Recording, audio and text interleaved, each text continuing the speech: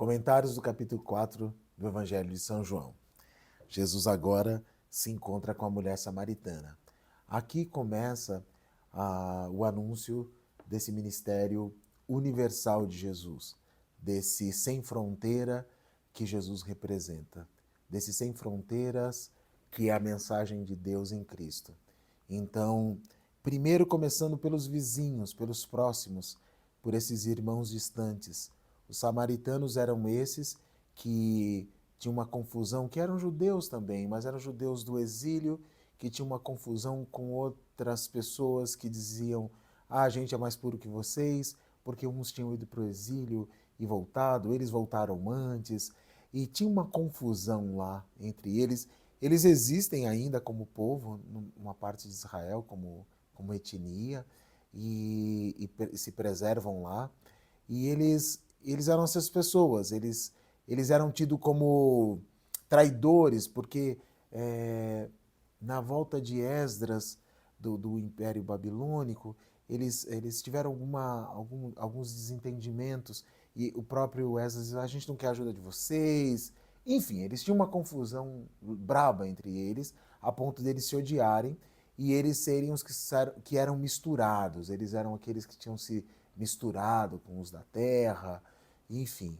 Então, veja que o tema da purificação, da pureza, daqueles que são e daqueles que não são, continua aparecendo aqui no Evangelho de João, como vocês vêm acompanhando nos outros capítulos. E agora ele se encontra não só com alguém que é samaritano, mas entre os samaritanos com uma mulher.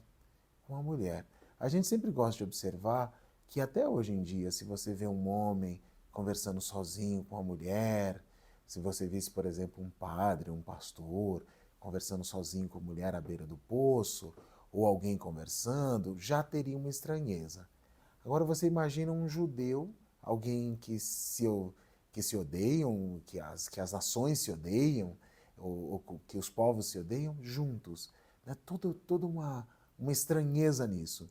Então essa mulher é alguém que ela pertence a um povo que está deslocado, do ponto de vista da hegemonia da força religiosa mais proeminente, que era a qual Jesus pertencia como povo. Ela também está deslocada porque é uma mulher, então a condição de mulher, veja quando os discípulos voltam e dizem: você está falando com uma mulher? Por que ele está falando com uma mulher? Que coisa é essa de falar com uma mulher? E Jesus encontra ela e ela desce para o poço, a gente sabe disso, não na hora que as mulheres desciam, mas bem mais tarde, para pegar a água dela, sinal que ela estava deslocada na comunidade que ela pertencia.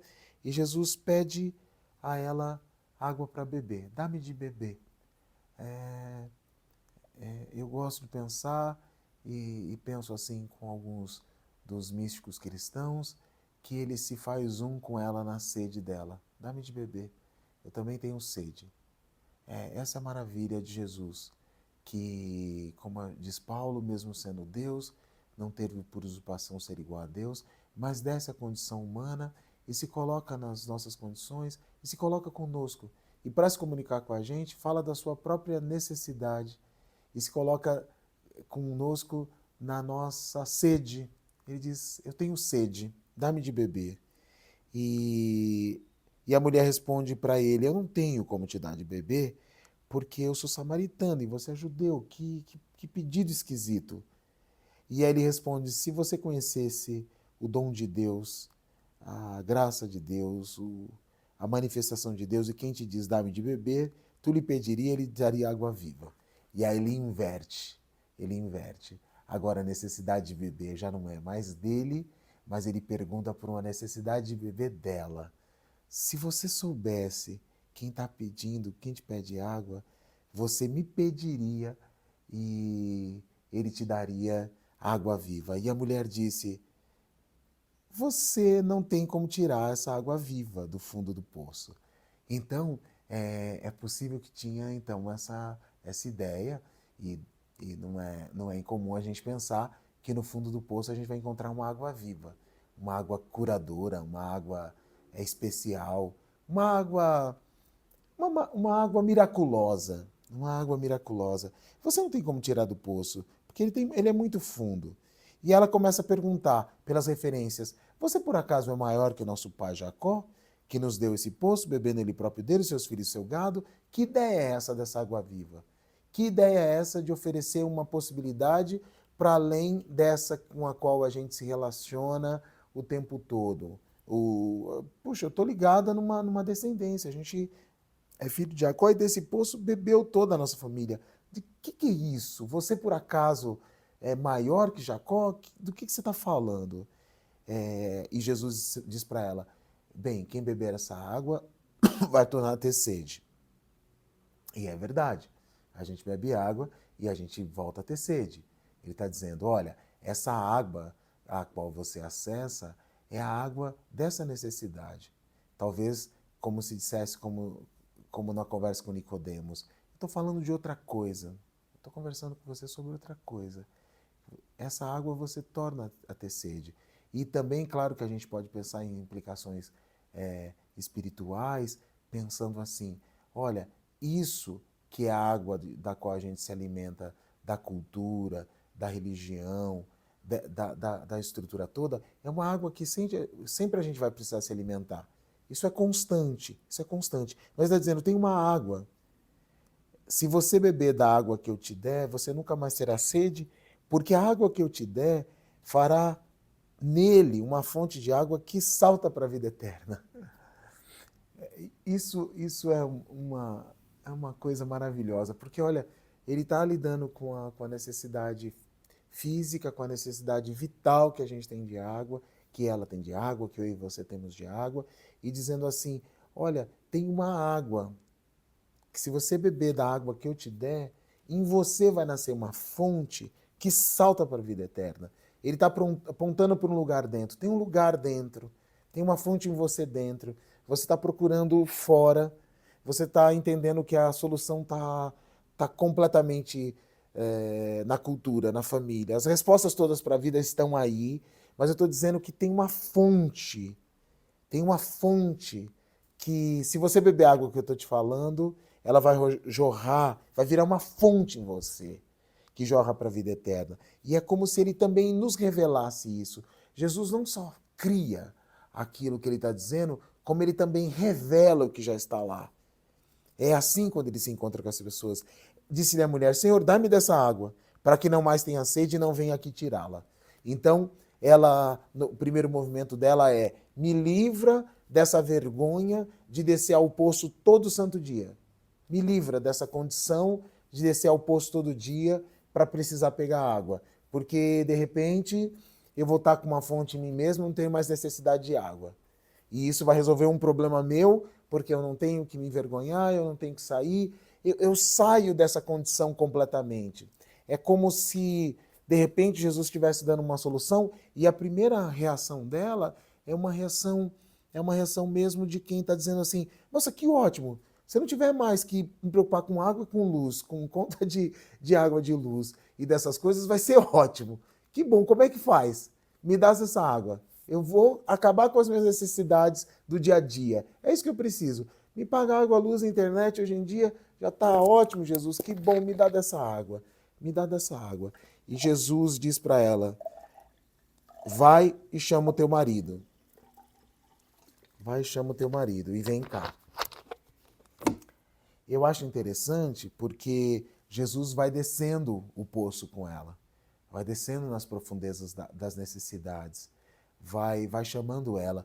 E aqui eu queria pensar também no seguinte, também na possibilidade do seguinte, olha, se você está dizendo que a questão é resolver esse problema de necessidades, então chama a tua família, vem cá, traz seu marido, traz sua casa, vamos conversar sobre isso. Mas, obviamente, ele está querendo ir mais fundo no poço, né? Está descendo com ela no poço. Vamos buscar essa água viva. Vamos buscar essa água viva. Porque para a gente encontrar água viva é como se a gente tivesse que ter que lidar com todas as camadas. Primeiro, essa primeira camada que é dessa necessidade de sobrevivência básica. Eu preciso ter o básico, me dá o básico. Basta o básico, está tudo bem para mim. Me dá, paga água, luz, telefone, internet, já está bom, tá bom. Resolve só esse problema que está ótimo. E ele diz, chama teu marido. Vamos para as questões emocionais, relacionais. E aí ela diz, Senhor, eu não tenho marido. Aí ele diz, você disse bem, porque você teve 5 e agora o que tem não é teu. Isso dissestes com verdade. Jesus não está denunciando a mulher. Olha, eu sei que você tem um monte de marido. Jesus está contando para ela, eu sei disso, eu sei disso. E inclusive essa pessoa que você está não é seu marido, não está com você. Ele não está com você. Você está aí nesse arranjo meio complicado. E você está dizendo isso com verdade. Senhor, e ela vira e diz, Senhor, tu és profeta. E é engraçado que é o próximo movimento que a gente faz. Então, a gente é chamado, a gente diz, resolve minhas necessidades básicas, nós somos chamados para as necessidades relacionais, as questões de relacionalidade, com que eu me relaciono, como está minha vida conjugal, minha vida e família, como está minha família, como estão os meus amigos, como está isso. E quando o Senhor diz, não tá, não parece que está bom. A saída dela é religiosa. Senhor, vejo que é profeta, o Senhor é profeta. E aí ela vai para uma questão mais profunda e diz assim, eu acho que eu consigo resolver esse problema então se eu tiver na religião certa, no lugar certo. Se eu tiver na lei correta, talvez eu me livre disso. Me fala o caminho. E ela disse, nossos pais adoraram nesse monte, porque eles tinham um monte específico de adoração, e diziam, era aqui que nossos pais adoraram, e vocês dizem que é em Jerusalém, lugar onde deve adorar. Disse aí Jesus para ela, mulher, crê-me que a hora vem e que nem neste monte, nem em Jerusalém adorareis o Pai. Vós, aí ele diz, vós adorais o que não sabeis, nós adoramos, sabemos, porque a salvação vem dos judeus. Então, eu quero destacar esse negócio dele falar que a salvação vem dos judeus. Ele estava dizendo, ele estava tanto apontando para ele, como também falando da cultura. Está dizendo, olha, estava dando, pelo menos naquela relação com ela, dando uma referência entre eles, dizendo, ó, vocês estão equivocados. Talvez Jesus estava falando, vem de judeus porque eu estou aqui. Porque eu estou aqui. Eu estou na sua frente. Mas ele diz, a hora vem que os verdadeiros adoradores adorarão o Pai em espírito e em verdade, porque o Pai procura os tais para que assim o adorem. Deus é espírito e importa que o adoram, o adorem em espírito e em verdade. Então Jesus começa a deslocar tudo, porque ela chegou nesse ponto, né? É como se a gente dissesse assim, me permitam a repetição, a gente passa pela a primeira camada de sobrevivência, depois a camada dos relacionamentos, depois a camada religiosa. E na camada religiosa a gente diz assim, se eu resolver isso aqui, tudo isso aqui resolve. Se eu tiver com a fé certa, se eu estiver congregando na igreja correta, se eu estiver na religião correta, tudo se resolve. E aí Jesus diz, não, não, não, não. Olha, vem a hora e a hora já chegou, que o lugar de habitação de Deus e o lugar de adoração de Deus é em você. É a partir de você. Não é sem religião, não é sem pagar as contas, não é sem cultura, mas a fonte de água viva vai começar em você, vai nascer em você. Quem crê em mim, como diz as Escrituras, uma fonte de água viva será plantada, nascerá nele que vai saltar para a vida eterna. Então Jesus faz esse deslocamento todo dizendo que a questão toda é que Deus em Cristo, e que Deus mesmo que ele está manifestando, o Pai que ele está manifestando, é aquele que está para além dessas coisas todas e para além do lugar certo, porque o lugar certo mesmo é você e seu coração. E ela diz, eu sei que o Messias, quando vier, nos anunciará tudo isso, e ele diz, eu o sou eu que falo contigo. Eu acho lindo, Jesus faz isso com um rapaz que também foi cego de nascença e saiu e ele diz, Senhor, quem é para que eu nele creia? Sou eu mesmo que falo contigo. E então os discípulos vieram e se maravilharam com a mulher. Todavia, ninguém tinha coragem de perguntar. Quando diz que se maravilharam, ficaram assustados. Não é tipo, nossa, que legal. É tipo, nossa, que esquisito. E ninguém tinha coragem de perguntar por que você fala com ela, por que você está dizendo com ela. E aí tem essa coisa linda que a mulher deixa seu cântaro e vai à cidade e anuncia aos homens. Então, ela se esquece do que ela foi fazer. É como se ela fosse tomada por ela foi preenchida pela água viva mesmo, ela foi preenchida pela água viva, nela nasceu uma fonte e ela, por um instante, já não tem mais necessidade de beber água. Naquela tarde, naquele dia, ela se esquece disso. É como se, por um instante, a gente é tomado nisso. E Jesus do mesmo modo, porque Jesus diz, a comida que eu tenho para comer é fazer a vontade do meu Pai. É quando a gente faz essa transposição da nossa humanidade, que é quando a gente descobre que nem só de pão viverá o homem, sabe? Tem mais coisas que compõem o que você é, tem mais coisas que compõem o que a gente é, tem uma fonte, tem uma necessidade de revelação de uma fonte que gera para a vida eterna, onde por um instante as necessidades físicas, elas são até transmutadas.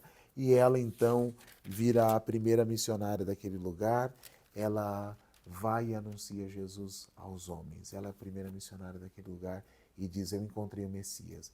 E os homens vêm e ouvem Jesus, Jesus fica com eles,